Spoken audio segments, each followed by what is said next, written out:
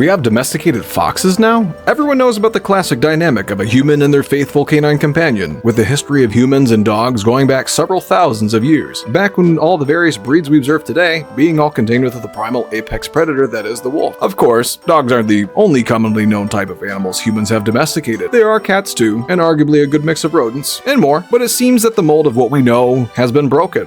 For quite some time, in fact, give or take since the late 1960s, back when the first domestic fox officially came to be during the Belyaev Silver Fox experiment. The experiment itself, held by Dmitry Balyaev, was a test to see just how possible it would be for an animal like foxes to be domesticated, and also see how quickly it could be achieved. Through selective breeding, some foxes started to develop floppy ears, curled tails, rounder snoots, and even began to bark like dogs. They were also severely more comfortable in approaching humans, even inviting some of the researchers for play. Not to mention playtime held amongst themselves, more akin to how dogs do it for fun, as opposed to training for survival. All being trait changes held within the span of a few generations, as opposed to the sheer historical timeline that occurred for the transition of the wolf into Housepets. In fact, this experiment was so successful, you can obtain yourself one of the legendary Belyaev Silver Foxes, being personally chaperoned from Russia. It'll cost you a pretty penny, but even for those of us who may not exactly be in the market, let alone afford it, it's still so exciting to fathom that.